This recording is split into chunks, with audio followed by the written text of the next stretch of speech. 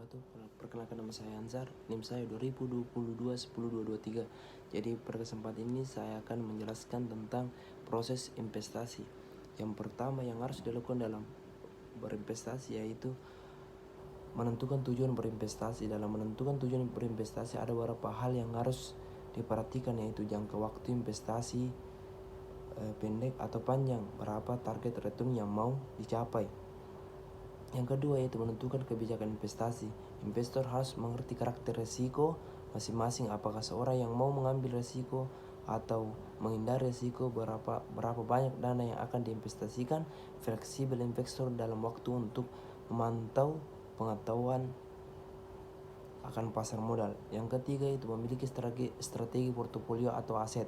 Setelah mengetahui hal pada poin 1 dan 2, maka kita dapat membentuk suatu portofolio yang diharapkan efisien dan optimal.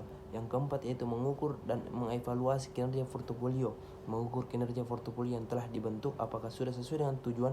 Alat untuk mengukur kinerja portofolio ada 3, yaitu cukup populer yaitu Sharpe dan Measure, Trinord dan Measures, dan Jensen Measures.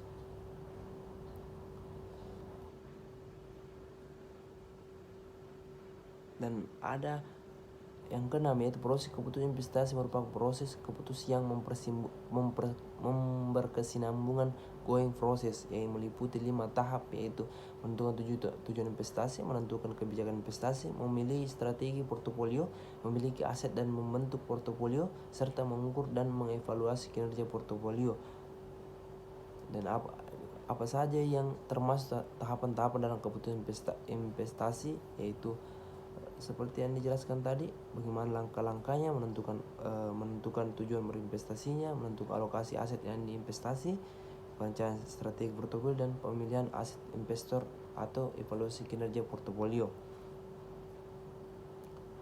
Investasi, keputusan investasi menggunakan teori apa? Teori keputusan investasi yang digunakan dalam penelitian ini adalah signaling dan teori.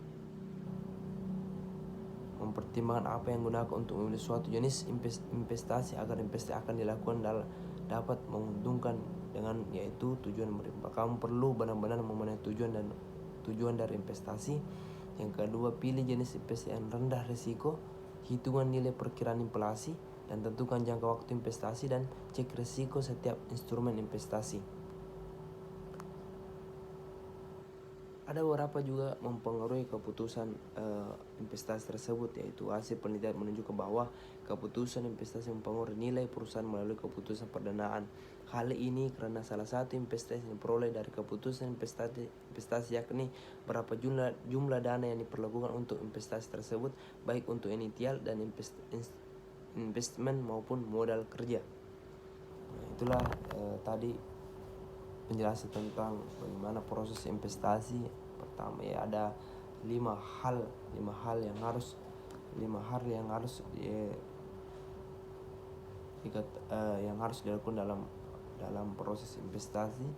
Yang saya ulangi yaitu penentuan tujuan investasi, jangka panjang atau jangka pendeknya, yaitu menentukan kebijakan investasinya, memiliki strategi portofolionya, memiliki aset dan pembentukan portofolio, serta mengukur dan evaluasi kinerja portofolio tersebut.